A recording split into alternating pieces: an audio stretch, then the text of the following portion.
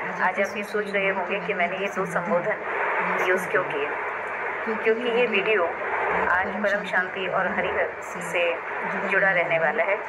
इसमें मन के कुछ ऐसे विचार मैं बिल्कुल निष्पक्ष भाव से आप सबके सामने रख रही हूँ, जो भी मैं महसूस करती हूँ। एक्चुअली मैं आपके साथ थोड़ा सा ये शेयर करना चाहती हूँ कि दरबार से जुड़ने से पहले मेरे जीवन में बाबूजी दशरथ भाई पटेल आए, जिन्हें हम प्यार से दादाजी कहते हैं। तो करीब 1 साल पहले 2017 में मैं दादाजी से जुड़ी और दादाजी से जुड़ने से पहले भी मेरी जीवन की जो यात्रा थी वो आध्यात्मिक यात्रा रही है, बचपन से ही रही है वैसे तो, लेकिन दादाजी के आने से मेरे जीवन में बहुत ही ज़्यादा परिवर्तन आया, बहुत ज़्यादा परिवर्तन आया। मैं ये कह सकती हूँ कि जब मैं दादाजी को सुनती थी, उनके वीडियोस मैंने जब सुने, तो शुरू में जब मैंने शुरुआत की थी तो मुझे जो एक बहुत टर्म्स होती है ना, जैसे मायाजी, कर्मातीत, मायावी, निराकारी, आकारी, सकारी, मतलब मुझे इन टर्म्स के भी मतलब नहीं पता थे। लेकिन जैसे जैसे शुरू में मैंने 2-3 वीडियोस बार सुने, मैं उनके आशीर्वाद से, मतलब बेहद के ज्ञान से बहुत ज़्यादा डीपली कनेक्ट होती चली गई। और आज मैं आपसे बहुत ही फ्रैंकली ये बात कह रही हूँ कि करीब 2018 में, मतलब 3-3.5 साल पहले मैं फिर दरबार से जुड़ी। तो मैं सिर्फ ये बात कहना चाहती हूँ, क्योंकि मैं जब परम शांति गुरु पे जाती हूँ तो मैं वहाँ पर ऐसा महसूस करती हूँ कि बहुत सारे भाई बहन ऐसा लिखते हैं कि दीदी आप तो करौली सरकार से भी जुड़ी हैं। और जब मैं करौली सरकार में आती हूँ तो वहाँ भी मैं ये कमेंट देखती हूँ कि दीदी आप परम शांति से भी जुड़ी हैं। तो मैं सिर्फ आप सबसे ये कहना चाहती हूँ कि मैं तो एक अंश भी नहीं हूँ, मतलब मैं कुछ भी नहीं हूँ। मैंने बस दोनों जगह से जो भी सीखा वो एक विचार के रूप में, अपने मत के रूप में मैं आपके सामने रख रही हूँ कि मैंने उन दोनों जगह से क्या सीखा और आप भी इन दोनों जगह से जुड़कर क्या सीख सकते हैं। तो ये निर्णय आपका होगा, इस निर्णय स्वयं आपका होगा कि आपको किस राह की ओर जाना है, ठीक है। तो मैं सिर्फ सबसे पहले ये कहना चाहती हूँ कि जब मेरे जीवन में दादाजी आए तो कहीं ना कहीं बचपन से ही बहुत ज़्यादा ईश्वर को पाने की प्रबल इच्छा थी।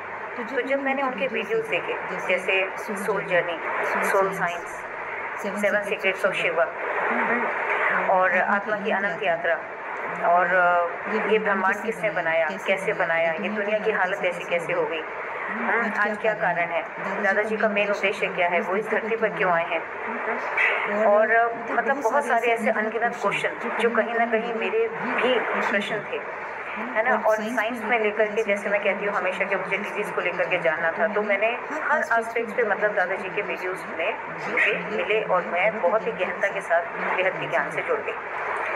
अब क्या था कि जैसे एक साइंटिस्ट की एक खोज होती है, वो कुछ ना डीपली सोचना चाहता है। जब मैं भी अपने इस प्रोफेशन में थी तो मैंने कहा कि मैं साइंस के प्रोफेशन में सत्य की तलाश के लिए आई थी कि बीमारी का रूट कॉज क्या है। तो मुझे क्या था कि जब मैं दादाजी के वीडियोस देखती थी तब दादाजी भी कहते थे, मुझे याद है कि उन्होंने कहा कि जैसे एक पैरालिसिस था, तो उन्होंने एक वीडियो में ये कहा कि पैरालिसिस है तो उसके अंदर कोई, मतलब सूक्ष्म जगत की आत्माएं हैं। मतलब दादाजी हमेशा कहते हैं, हमें 2 बात उन्हें सिखाते हैं कि बेटा संकल्प से ही सृष्टि बनी है। दादाजी ने बताया कि बेटा संकल्प से ही सृष्टि बनी है और सूक्ष्म ही स्थूल को चलाता है। तो ये बात कहीं ना कहीं पहले से ही मन में थी हमारे। फिर उसके बाद उन्होंने ये कहा कि मतलब इस सूक्ष्म जगत की आत्मा जिम्मेवार होती है बीमारी के लिए। या जब कैंसर की बात आई तो उन्होंने कहा कि अनेक जन्मों के जब आपके कर्म भोग आपके शरीर के अंदर संचित हो जाते हैं, मतलब आपके कारण शरीर में संचित हो जाते हैं। मतलब दादाजी ने भी पहले, मतलब ये फाउंडेशन मेरी पहले से थी कि मुझे ये पता था कि हमारे शरीर के अंदर सूक्ष्म शरीर भी है, कारण शरीर भी है। और क्योंकि बेहद की आत्माओं का तो एक अलग टॉपिक है, मैं उसके ऊपर अभी नहीं जा रही, लेकिन दादाजी के ज्ञान से मुझे ये बात पहले से पता थी कि हमारे अंदर सूक्ष्म शरीर, कारण शरीर और भी अंदर मनोमय शरीर, अन्नमय शरीर, बहुत सारे तरह के हमारे अंदर शरीर होते हैं। तो इस बात से फेमिलियर थी। कर्मों की गुह्य गति का राज, कर्म या भाग्य इंसान कैसे बनाता है, इन सब बातों के ऊपर मुझे बहुत डिटेल में दादाजी के ज्ञान से उसको सुनने का और उससे समझने का मुझे मौका मिला। तो जब मैंने जाना कि कर्म की गुह्य गति, कि कर्म के कारण हमारे शरीर में कारण शरीर बनता है और इस कारण शरीर को आज पूरी दुनिया डीएनए के नाम से देख रही है, तो मेरी, मैं सच कहूँ तो मेरी ना चीज़ों को देखने की दृष्टि ही बदल गई। फिर मुझे धीरे धीरे समझ आया जब दादाजी के और भी कई वीडियोज़ आए, जब उन्होंने कहा साइंटिस्ट को लेकर बनाए कि जितने भी साइंटिस्ट ने इन्वेंशंस की हैं, उनकी इन्वेंशन के पीछे सूक्ष्म जगत की आत्माएं हैं। क्योंकि इस पूरी की पूरी क्रिएशन के अंदर ऐसी बहुत सी आत्माएं हैं जो दुनिया में आ तो नहीं सकती, लेकिन वो इंस्पायर करके अपनी रील्स डालकर, अपना इंस्पिरेशन देके वो अपना कार्य जो भी फिजिकल इस वर्ल्ड में मौजूद है, जिस एरिया में भी मौजूद है, उनसे कराती हैं। तो कोई साइंटिस्ट है, यदि वो इन्वेंशन कर रहा है तो हो सकता है कि उसके पीछे बहुत सारी सूक्ष्म जगत की आत्माएं रही हों, जिन्होंने उसको प्रेरणा देकर उससे वो कार्य कराया। इसी तरह से इस सूक्ष्म जगत के अंदर मतलब कैसे ये दुनिया, कितने सारे गुरु मठ संप्रदाय आज हमें जो धरती पे नजर आ रहे हैं, उनके पीछे क्या क्या कहानी है, वो ऐसे क्यों बना रहे हैं, क्यों इतना ज़्यादा हम बढ़ गए, कहीं से इतने सारे जो धर्म आ गए वो कहाँ से आ गए, इतनी पॉपुलेशन इस धरती पर क्यों हो गई, आज दुनिया की हालत ऐसी क्यों हो गई, सूक्ष्म जगत उसमें कैसे इतना प्रभावी हो गया, आज सबको कैसे बदला जा सकता है। तो वो ये सारी की सारी बातें मतलब मेरे दिमाग में पहले से थी। मैं दादाजी के ज्ञान से इस बात से भी फेमिलियर थी कि एक पूरा ब्रह्मांड कैसे बनता है, इस ब्रह्मांड की रचना कौन करता है ना। शिव भगवान का उसमें क्या रोल होता है, जब भगवान अपने आकारी स्वरूप में अर्धनारीश्वर स्वरूप में होते हैं तब उनका क्या स्वरूप होता है। विष्णु भगवान, ब्रह्मा जी, फिर ब्रह्मा जी ने कैसे ऊपर सप्तऋषि बनाए, फिर सप्तऋषि ने कैसे आकारी दुनिया बनाई, हमारे धरती के ऊपर भी सूक्ष्म वतन है, धरती के नीचे भी सूक्ष्म वतन है, ये पूरा का पूरा ज्ञान मेरे दिमाग में था। लेकिन जब मैं, क्योंकि उस समय साइंटिस्ट भी थी, मेरे पास कोई ऐसा प्रैक्टिकल एक्सपीरियंस नहीं था। अब आज मुझसे कोई कहे कि पैरालिसिस आपको कोई सूक्ष्म जगत की आत्मा करा रही है, तो उस समय मैंने दादाजी ने कहा है तो मैंने ये बात मानी तो, लेकिन कहीं ना कहीं मेरे मन में साइंटिफिक प्रश्न भी रहते थे। तब तक मैं ये कह सकती हूँ कि दादाजी से जुड़ने के बाद मैंने ज्ञान को समझा, लेकिन सूक्ष्म जगत का जो ज्ञान था वो मुझे कंसेप्ट, मैंने मन में इतना ज़्यादा विश्वास नहीं किया। मतलब मुझे एक प्रूफ चाहिए था, ऐसा कह सकते हैं, विश्वास भी नहीं कहूँगी, मतलब प्रूफ चाहिए था कि मैं उसे होते हुए देखना चाहती थी। दादाजी भी कहते थे कि आपके घर परिवार के जितने भी आपके पितर हैं वो जाते ही नहीं, मतलब वो कहाँ जाएंगे, हर घर ऐसा है कि जिसके अंदर पितर हैं। तो मेरे को बड़ा वो लगता था कि अब दादाजी कह रहे हैं तो होगा। और फिर कारण, उनके कारण ये सब फाउंडेशन मेरी दरबार से जुड़ने से पहले से ही थी। अब क्या था, जब मैं जैसे ही दरबार का वीडियो मेरे सामने आया तो मैंने दरबार से जुड़ने के बाद मेरे जीवन में परम पूजनीय बाबा जी और परम पूजनीय माँ आ गए। तो उनके आने से फिर जब गुरुदेव को मैंने चिकित्सा करते करते देखा, तो मैं ये कहूँगी कि मैं जब दरबार से जुड़ी थी उस समय 5 हवन के बाद संकल्प करने आना होता था, और फर्स्ट लॉकडाउन लगा था मुझे पता है, और मैं बाकी की 2 हवन की किट लेकर गई थी। तो तब से मेरी ये यात्रा शुरू हुई, और तब से लेकर जितनी शक्तियाँ खुलती चली गई, मैं सब कुछ एक एक स्टेप पर, मैं नहीं जानती कि मतलब मुझे इस सूक्ष्म जगत का ज्ञान भी कैसे समझ में आ गया। मतलब मैं जैसे दादाजी के ज्ञान से ये जान पाती हूँ कि दादाजी कहते हैं कि हर आत्मा के अंदर उसकी रिकॉर्डिंग होती है। जब आप उस परम सोर्स के कांटेक्ट में जाते हो तब आपके अंदर वो रिकॉर्डिंग एमर्ज होनी शुरू हो जाती है। तो ऐसा मैं सच कहूँ तो मैं दिल से महसूस करती हूँ कि जब मुझे बेहद के ज्ञान में भी कुछ भी उन टर्म्स के मतलब नहीं पता थे, तो दादाजी तो मुझे इस समय पढ़ा नहीं रहे थे। मैं हालांकि उनसे साकार में मिली, लेकिन पढ़ा तो नहीं रहे थे। तो कहीं ना कहीं से ये जो आध्यात्मिक ज्ञान था ये शायद सुप्त अवस्था में मेरे अंदर ही था, लेकिन दादाजी के संपर्क में आने से ये वो उजागर हुआ। और जब मैं दरबार से जुड़ी तो दरबार से भी कहीं ना कहीं हम कहते हैं ना कि हमारे इस जन्म में जो कुछ भी कर रहे हैं वो हमारे कहीं ना कहीं पिछले जन्म का कुछ मतलब कनेक्शन है।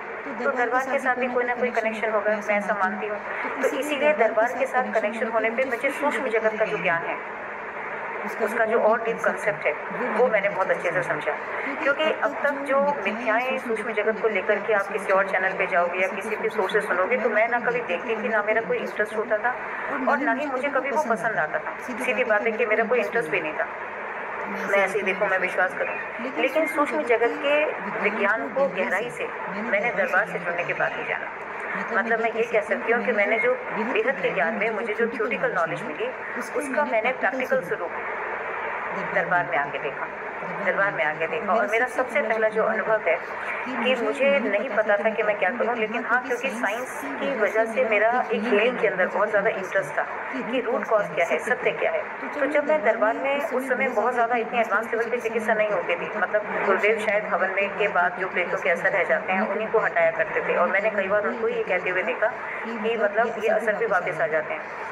है ना। फिर उसमें भी एक बार मतलब ये हुआ था कि एक हफ्ते में ही 2 हवन होंगे, तो मैं धीरे धीरे सीखती चली गई। फिर ब्लैक मैजिक गुरुदेव ने मेरे, हम उस समय दरबार में थे कि ऑप्टिमाइज़ हुआ, तो मैंने कहा ये ब्लैक मैजिक क्या होता है। अच्छा, ये मुझे भी और भी फाउंडेशन मेरी, क्योंकि स्पेशली मैं बहुत पढ़ती थी, तो मेरी ये फाउंडेशन भी थी कि हम जो भी करते हैं इन टर्म्स ऑफ एनर्जी, मतलब प्रकृति के अंदर भी 5 तत्व हैं, हमारे अंदर भी 5 तत्व हैं, और ये 5 तत्व कहीं ना कहीं इन्फॉर्मेशन को में हमारी मतलब जो भी हम करते हैं वो कर्म रजिस्टर होता जाता है, और हर कर्म का प्रतिफल हमारे अंदर संचित हो जाता है, और हमारी जो कुछ भी रिकॉर्डिंग है वो हमारी आत्मा के चारों ओर जो माइट है उसके अंदर हमारी अनंत जन्मों का हिसाब किताब कर्मों का लिखा हुआ है। और हमारी धरती के ऊपर भी दुनिया है, धरती के नीचे भी दुनिया है, 56 करोड़ नर्क है, तो ये सब चीज़ें मुझे पहले से पता थी।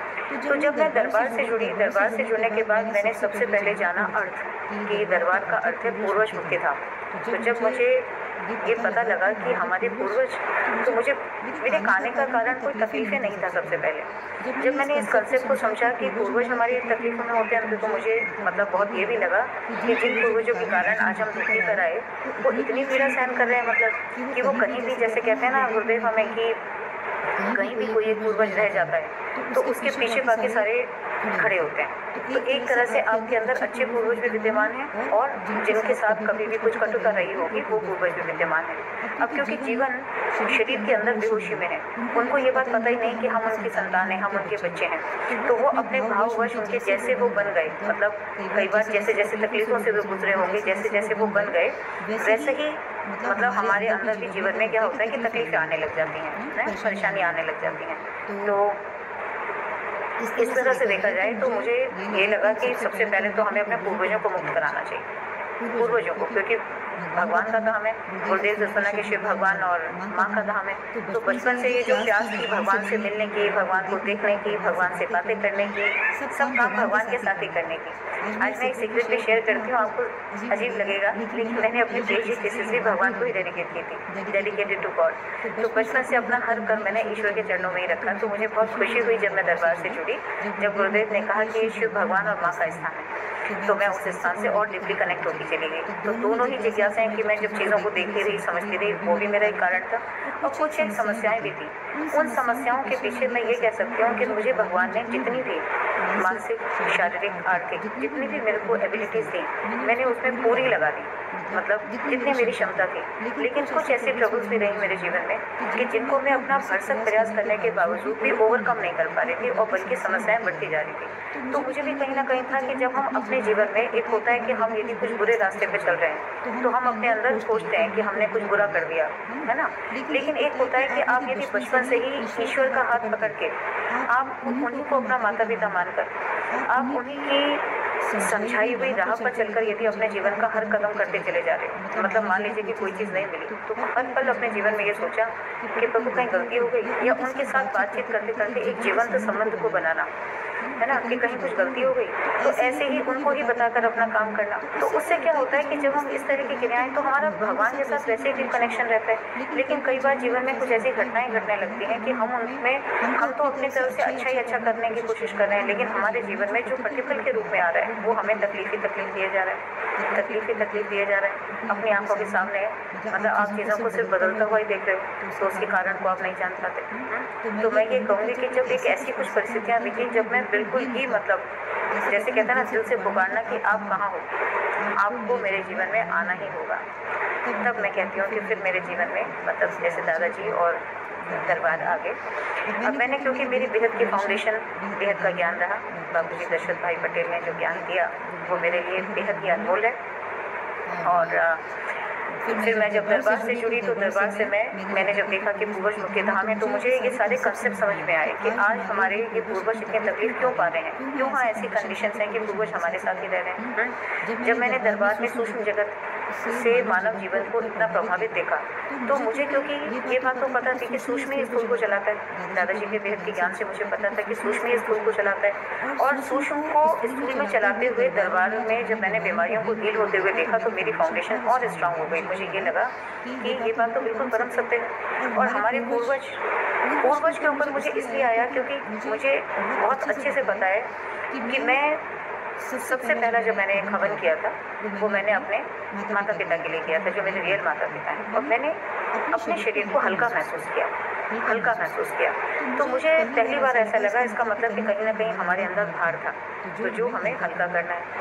अच्छा, दूसरा एक बात और भी थी कि मैं क्योंकि बेहद ज्ञान से और बेहद ज्ञान के लक्ष्य से, मतलब बापूजी दशरथ भाई पटेल ने जो ज्ञान दिया, उस ज्ञान के लक्ष्य ने मुझे, मतलब कहते हैं कि बहुत ही डीपली जोड़ दिया कि ये है काम, मतलब यही है काम जो करना है, कि सभी को मतलब एक अमर लोक की स्थापना करना। उनका जब लक्ष्य मुझे बहुत अच्छे से समझ में आ गया कि दादाजी क्या करना चाहते हैं, तो मुझे लगा कि इस काम को करना चाहिए। अब उस काम को करने के लिए भी क्या चाहिए, उस काम को करने के लिए भी कुछ स्टेप्स हैं। जैसे आत्मा में बहुत शक्ति होनी चाहिए, आत्मा को एक बिल्कुल अपने ओरिजिनल अव्यक्त स्वरूप में वापस जाना है, उसे अपने आत्म स्वरूप में जागृत होना है, उसे बिल्कुल नष्ट मोह होना है, उसे ईश्वर मतलब क्या कहते हैं, कर्मा की अवस्था को प्राप्त करना है, अपनी संकल्प शक्ति को जगाना है। तो इतने सारे काम थे। अब इन शब्दों के अर्थ तो पता थे, लेकिन क्या था कि जब दुनिया में इंसान और जब दरबार से जुड़ेगी, तो दरबार से मैंने क्या जाना कि आप और आपका परिवार एक दूसरे से कनेक्टेड रहते हो। इसका मतलब कि मैं जीवन में यदि जागरूक होकर यदि कोई कर्म कर भी रही हूँ, और यदि मेरे परिवार के 4 लोग वो कर्म नहीं कर रहे, तो उनके भी कर्मों के फल, उनके भी कर्मों के मतलब जो भी वो अच्छा या बुरा कर्म कर रहे हैं, हम उसके साथ जुड़े हुए हैं। ये बात मुझे बहुत ही अजीब लगी। मैंने कहा, मेरे मतलब मन में ये प्रश्न आया कि इसका मतलब तो ये हुआ कि हम कभी भी अलग होते ही नहीं, तो हम उनके भी कर्म, बल्कि यही नहीं कि हमारे जो पूर्वज जो भी कर्म करके गए, हमने इस जन्म में ना भी किया हो, यदि हमारे पूर्वजों से भी जो भी कर्म हो गए, वो भी हमारे पास कैरी फॉरवर्ड होके आ रहे हैं, उनके भी कर्म बंधन, उनके भी कर्म भोग हमारे साथ आ रहे हैं। हम चाहें एक परिवार में 2 लोग इस दुनिया में कहीं भी रहें, यदि वो ना भी बोलें, तब भी उनके किए गए कर्म आपस में एक दूसरे से जुड़े ही रहते हैं और उनके फल भी जुड़े रहते हैं। इन सब बातों ने मुझे बहुत ज़्यादा, मतलब मुझे ये कहूँ कि मेरा बेहद के ज्ञान से जुड़ने के बाद मेरा एक परम लक्ष्य था अमर लोक की स्थापना करना, दादाजी का सपना पूरा करना, अपने आत्मस्वरूप में जागना। ये मेरा दिन रात का एक संकल्प होता था। लेकिन फिर मुझे, जब मैं ज्ञान की दृष्टि से ही और गहराई से देखती थी, तो मुझे लगता था कि ये तो बहुत मतलब हमारे अंदर इतनी तरह की एनर्जीज हैं। एक तो हमारी जब कोई भी आत्मा है, उसके साथ अपने ही इतने सारे अनंत जन्मों की, मतलब कहना चाहिए ना कि अनंत जन्मों का जो कर्म है वो उसके साथ जुड़े हुए हैं। तो जब अनंत जन्मों के कर्म इतने सारे जुड़े हुए हैं, तो ये अपने आत्मा स्वरूप में, मतलब आत्मा के अपने ओरिजिनल स्वरूप में जाने में तो बहुत टाइम लग जाएगा। तो मुझे लगा कि मुझे दरबार जाना चाहिए। दरबार जाने के लिए कई कारण थे कि जब मुझे इसी जन्म के अंदर अपने आप को पवित्र करने का मौका मिल रहा है, तो मैं क्यों ना करूँ, मैं क्यों ना करूँ। यदि मैं कहती हूँ कि मेरे साथ यदि पूर्वज ही आ रहे हैं इतने अनंत जन्मों से, और क्या है कि मुझे उसका भी कारण समझ में आ गया बेसिकली कि यदि कोई भी एक जीवन आपके जीवन के अलावा यदि और अनेक जीवन आपके साथ जुड़े रहते हैं, तो वो आपको हर तरह से, मतलब आपके जीवन को किस तरह प्रभावित करते हैं। ये एक बहुत ही डीप कंसेप्ट है।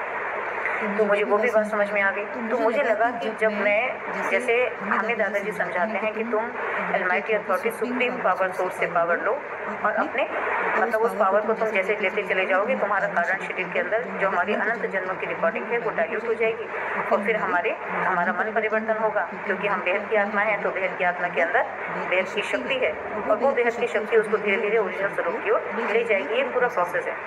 जब मैं इस पूरे मैकेनिज्म को भी समझा, तो मुझे ये लगा कि हम कितनी सारी चीज़ें अपने साथ लेकर आ रहे हैं। अब चलिए, हम यदि अपना स्व परिवर्तन भी कर रहे हैं, तो हम अपना स्व परिवर्तन तो कर सकते हैं, लेकिन मान लीजिए हम अपने घर परिवार में आए, आज वो किसी भी परिस्थिति में हो सकते हैं, वो एक अच्छी परिस्थिति में भी हो सकते हैं, एक बुरी परिस्थिति में भी हो सकते हैं। एक मानवता के नाते देखें तो वो आज जिस भी कंडीशन में है, ये हमारा फर्ज बनता है कि हम उनके लिए भी बेस्ट से बेस्ट करें।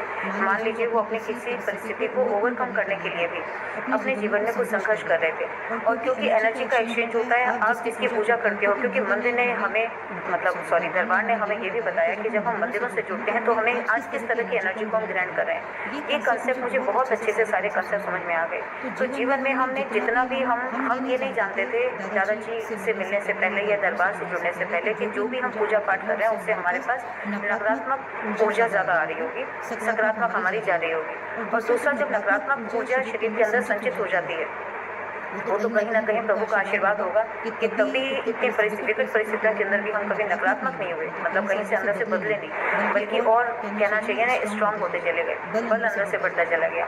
तो इसीलिए मुझे मतलब ये लगा कि किस तरह से हमारा जीवन प्रभावित हो गया। अब क्या है कि मान लीजिए कि थोड़ा सा आप ज्ञान को समझ पा रहे हैं, तो आप अपने आप को किसी न किसी तरह से एक सही रास्ते पे ले आओगे। लेकिन और भी लोग, परिवार के लोग आपके साथ जुड़े होते हैं, उनको कई बार समझाना भी संभव होगा, कई बार समझाना संभव नहीं भी होगा। आप उनके के कर्म बंधनों से जुड़े भी रहेंगे।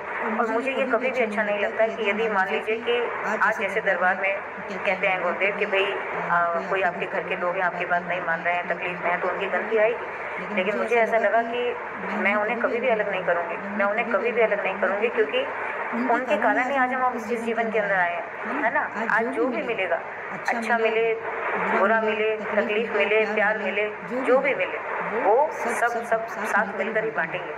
जो भी आएगा सब साथ मिलकर ही बांटेंगे। और एक परिवार के रूप में आए हैं तो एक परिवार का कर्तव्य पूरी तरह से निभाएंगे। अपने पितरों के लिए जब हमें गुरुदेव ने समझाया कि जब आप दरबार में आते हो, पूरी प्रक्रिया करते हो, तो भाई भागीरथ का एक रोल प्ले करते हो। और हमारे पूर्वज न जाने अनंत जन्मों तक किस किस लोक में कितनी कितनी तकलीफें पा रहे होंगे, तो उनकी वेदना भी एक अपने आप में कम नहीं है। तो इसीलिए मतलब मैं इस ओर भी लगातार प्रयास करती चली गई, बाहर रहित होने के लिए। तो दरबार से जो लोग सोचते हैं कि मैं दरबार से जुड़ी, तो मैं आज उनको ये जवाब दे रही हूँ कि दरबार से जुड़ना मतलब अपने आप को अनंत जन्मों का जो ये अदृश्य भार हमने अपने सिर के ऊपर लादा हुआ है, उनसे मुक्त होना। अब यदि मैं दरबार से जुड़कर मैं यदि पूरी प्रक्रिया कर लेती हूँ, तो मैं हूँ और मेरा जीवन है, मैं हूँ और मेरा जीवन है। अब मेरा जीवन आज एक प्योर फॉर्म के अंदर है, ठीक है। और एक बात हमेशा याद रखनी है कि हम यदि जब दरबार को देखते हैं, तो दरबार भी हमें मोक्ष की तरफ ले जाता है। दादाजी भी हमें समझाते हैं कि शिव भगवान ही मोक्ष दे सकते हैं, ठीक है। अब हम यदि अभी इस ब्रह्मांड की बात करें, यहाँ पर हमें मोक्ष का रास्ता, मतलब हम यदि सारे कर्म बंधनों से अपने मुक्त होते हैं, अपने सारी कर्म स्मृतियों को खत्म करते हैं, तो हमें शिव भगवान मोक्ष की तरफ ले जाते हैं। तो हम जब दरबार से जुड़े, तो हम किससे जुड़े? हम जगत के पिता से जुड़े। क्यों? क्योंकि दादाजी हमें बेहद के अपने ज्ञान में समझाते हैं कि जब किसी भी ब्रह्मांड की रचना होती है, किसी भी ब्रह्मांड की रचना होती है, तो शिव भगवान 3 रूप से विराजमान है। एक अपने निराकारी स्वरूप में, जिनको हम परब्रह्म कहते हैं। दूसरा अपने आकारी स्वरूप में, जिनको हम अर्धनारीश्वर कहते हैं, मतलब आदि शिव भगवान, आदि माँ शक्ति, फिर विष्णु भगवान, लक्ष्मी माँ, फिर ब्रह्मा जी, माँ सरस्वती।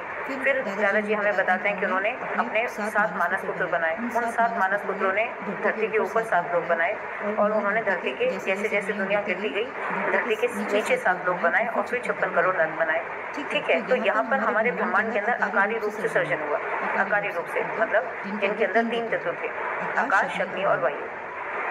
ये कंसेप्ट भी बहुत अच्छे से क्लियर था।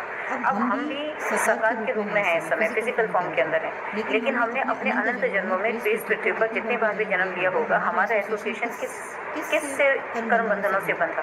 इस धरती के कर्म बंधनों से बंधा ना। जब से साकारी जन्म लिया, जब से हम इस फिजिकल फॉर्म में आ गए, हम इस दुनिया के कर्म बंधनों के साथ टाई अप हो गए। तो दरबार के अंदर क्या हो रहा है? आपकी स्मृति चिकित्सा भी हो रही है, ब्लैक मैजिक भी हो रहा है, क्योंकि भगवान से तो कहीं ना कहीं जुड़े रहे। तब उस समय इतनी समझ नहीं थी बचपन से लेकर कि हम यदि कोई भी कर्म, यदि पानी में कुछ प्रभाव भी कर रहे हैं, तो हम उस एनर्जी से भी जुड़ जाते हैं, उस एनर्जी से भी जुड़ जाते हैं। वो भी कहीं ना कहीं सारा का सारा ऋण हमारे ऊपर चढ़ा ही रहता है। आज दुनिया में शायद हो सकता है वो व्यक्ति जो ज़्यादा पूजा पाठ ना करता हो, ज़्यादा सुखी दिखेगा आपको उस व्यक्ति के कंपैरिजन में जो ज़्यादा पूजा पाठ में हुआ है, क्योंकि पूजा पाठ बहुत ही सही तरीके से करनी चाहिए। ये मैंने दरबार से जुड़ने के बाद भी जाना, और ज्ञान मार्ग में चल के अपने दादाजी से जाना। तो इसलिए मुझे हर तरफ से जुड़कर यही लगा कि यदि अपना स्व परिवर्तन भी करना है और बेहद के एम को पाना है, तो भी मुझे दरबार से ही जुड़ना है। इसलिए क्योंकि यदि मैं मतलब हमारे जो कर्म बंधन है, जो कर्म की स्मृतियाँ हैं, जो हमारे कारण शरीर के अंदर अनंत जन्मों से रिकॉर्ड पड़ी हैं, उनको विलय करने के लिए, उनको नष्ट करने के लिए क्या चाहिए? आत्मा में पावर चाहिए। आत्मा में पावर कब आएगी? आत्मा में पावर या तो योग बल से आएगी, ठीक है, या फिर आप जो भी अपना जब तब करेंगे उससे आएगी। अब मैं जब दरबार से जुड़ी, तो मैंने एक बात और सीखी कि जब तक आप अपने आप को प्यूरिफाई नहीं करते, जैसे मान लीजिए कि मेरे जीवन के साथ पितरों के रूप में, अनेक एनर्जीज के रूप में बहुत सारे जीवन जुड़े हुए हैं। जब वो बहुत सारे जीवन जुड़े हुए हैं, तो वो कैसे हैं? वो इस माइंड के अंदर सूक्ष्म रूप से अंकित हैं। जब आप बहुत ज़्यादा पूजा पाठ सब कुछ करते हो, तो हमेशा एक बात याद रखनी है, प्रिंसिपल की सूक्ष्म ही सूक्ष्म को देख सकता है ना। तो सूक्ष्म क्या कर रहा है? जो आपके अंदर अनेक सूक्ष्म जीवन बैठे हैं, वो आपकी पावर को लेते जा रहे हैं। मतलब आप तो पूजा पाठ रचना करके जो अच्छी पावर अपने अंदर संचित कर रहे हो, वो अंदर ही अंदर लेते जा रहे हैं, और वो और बलशाली हो रहे हैं। जब वो और बलशाली हो जाएंगे तो आप और तकलीफ में रहेंगे, क्योंकि यदि वो अच्छी आत्माएं होती तो आपके साथ होती ही नहीं, है ना। तो और आप ये सोचोगे कि मैं तो अच्छा कर रहा हूँ, लेकिन ज़िंदगी जो है वो एक पीछे रिवर्स गियर में जाती चली जाएगी। जब मुझे ये भी कंसेप्ट समझ में आया तो मुझे ये लगा कि जब मैं कोई भी पुरुषार्थ करूँ तो मैं और मेरा जीवन अकेला होना चाहिए। मैं किसी भी और आत्मा और जीवन को, वो पितरों के रूप में हो, वो भी मैंने जैसे पहले अपनी वीडियो में भी कहा कि ये तो हमारे कर्म बंधन है ना। अब वो अपनी जगह पर मुक्त हुए या जिस जिस योनि में भी जाएंगे, उनके संग हमेशा प्यार, उनका हमेशा आभार, और उनसे हमें उनको आगे की उनकी जीवन की यात्रा में हमें उन्हें सहयोग देना है अपने शुभ संकल्पों से। तो इसलिए मुझे इस प्रोसेस पे चलना सबसे ज़्यादा कल्याणकारी लगा। अब एक प्रश्न मेरे सामने आया कि मैं इन मतलब जब दोनों जगह से जुड़ती हूँ तो दोनों जगह को किस तरह से देखती हूँ। देखिए, मैं फिर ये बात कह रही हूँ कि मैं तो बिल्कुल एक ना तिनका भी नहीं हूँ, लेकिन मैंने अपने जीवन में दोनों जगह से जुड़ने के बाद ऐसा महसूस किया कि जब मैं दरबार से जुड़ी तो मेरे जीवन की पालना इस जगत के पिता और जगत की माता से हुई। तो शिव भगवान और माँ जहाँ विराजमान है वो हमारे जगत के माता पिता हैं, इस हमारे ब्रह्मांड के माता पिता हैं, ठीक है। और जब मैं बाबूजी दशरथ भाई पटेल अपने दादाजी से जुड़ी, ब्रह्मा माँ से जुड़ी, तो मैं ये मानती हूँ कि मैं संपूर्ण सृष्टि के पिता से मिली, है ना। और आज मैं ये बात बहुत अच्छे से कहती हूँ, मतलब फर्म बिलीफ के साथ, और कि दादाजी का जो लक्ष्य है, मतलब दोनों जगह पर मुक्ति हो रही है, दरबार में भी मुक्ति हो रही है, दादाजी भी मुक्ति और जीवन मुक्ति करना चाहते हैं। तो मैं उन दोनों के ही आशीर्वाद से इस मुक्ति और जीवन मुक्ति के कंसेप्ट को समझ पाई। जब मैं दरबार से जुड़ी तो मैंने ये देखा कि दरबार आपको इस प्लेनेट के अंदर, मतलब आपने कहाँ से कैसे सोर्सेज से ऊर्जा कमाई, है ना। आपको शिव भगवान से ही क्यों जुड़ना है, आपके अंदर जो अनेक जीवन रह के गए उन्होंने आपको कैसे परिवर्तन कर दिया। दरबार आपको फिर से, क्योंकि शंकर भगवान जब हम उनको साकारी रूप में देखते हैं, शंकर भगवान, माँ पार्वती, गणेश जी भगवान, कार्तिकेय भगवान, है ना। तो जब उनको साकारी रूप में देखते हैं तो वो परिवार के रूप में उनकी पूजा होती है। तो वो आज आपको पूरी तरह से स्वस्थ करके आपको परिवार में कैसे जीवन जीना है उसकी राह के ऊपर लेके जा रहे हैं, है ना। आत्मा को सशक्त करने की ओर लेके जा रहे हैं। इसलिए आगे मंत्र दीक्षा, तंत्र दीक्षा, ध्यान, साधना सब कुछ खुलेगा, क्योंकि क्या है कि हर आत्मा ईश्वर का ही क्रिएशन है, वो अपने आप में बहुत स्ट्रांग है ना। लेकिन क्या है, क्योंकि उस लाइट के चारों तरफ जो ये माइट आ गई, मतलब अनेक जन्मों के कर्म बंधन और कर्म भोग आ गए, और अनेक जीवन जो आपके साथ मिल गए, उनके सोच, उनकी इच्छा, उनके विचार, उनके जो आशाएं रही होंगी, उसने आपके अंदर, आपके अवचेतन मन में एक ऐसा नेगेटिव कह सकते हैं ना कि एक पुल बना दिया। तो आप इन दोनों से कैसे मुक्त हो गए। मतलब इंसान यदि अपने आप एक परिश्रम करेगा, और आप चारों तरफ एक ऐसे एनर्जी डिप्लीटेड एनवायरनमेंट में हम रहते हैं कि अकेले की यदि ये यात्रा करने चले तो बहुत ही लंबी पड़ जाएगी। हम यदि खाली सोचें कि हमने 5 मिनट बैठकर मेडिटेशन कर लिया और हमने कर सब कुछ हो गया, उससे नहीं होगा। ये बात मैं बहुत अच्छे से महसूस करती हूँ कि उसके लिए नित्य निरंतर प्रयास करना है। नित्य निरंतर प्रयास आपको ज्ञान के रास्ते पे चल के करना है, ईश्वर के जो गुण हैं उनके रास्ते पे चलकर करना है, और हर पल जागरूक रहना है। सबसे बड़ी बात अपने कर्म के प्रति, जो कर्म हो गए, चाहे वो हमने अच्छे रूप में किया या बुरे रूप में किए, हमें उसे ईश्वर के चरणों में समर्पित करते जाना है। हमें इस कर्म बंधन की साइकिल में फंसना नहीं। तो दादाजी ने जब ये ज्ञान हमें बताया कि हम इस मानव जीवन में, इस मानव देह में 5 तत्वों के अंदर फंस गए, क्योंकि कर्म की गुहे द्वितीय का राज तो इतना वो है कि मनसा वाचा कर्मणा, कि मन में सोचे हुए यदि कोई विचार भी आ जाए तो भी कर्म बंधन लग जाता है। मुंह से कुछ बोलते हैं तो कर्म बंधन लग जाता है। करना तो बहुत दूर की बात है, उसमें तो हम बहुत बड़े कर्म बंधनों में बन जाते हैं। किसी को सलाह देते हैं, हम कर्म के बंधन में बन जाते हैं। तो जहाँ कर्म इतनी गुह्य गति से हमारे साथ चल रहा है, और फिर जहाँ हमने इतने आज की दुनिया में जो हम अपने घर परिवार में अपने साथियों को लेकर जो चल रहे हैं, अपने घर परिवार के लोगों को, तो ये ज़रूरी नहीं है कि वो ज्ञान मार्ग में चलते हों, लेकिन वो भी आज अपने उस जगह पर कहीं ना कहीं जाकर के ना उस जीवन के चक्रव्यूह में फंस गए। तो कल वो भी, और ये भी बात मुझे दोनों जगह से जुड़ने के बाद बहुत अच्छे से समझ में आती है कि जीवन मृत्यु के बाद भी समाप्त नहीं होता।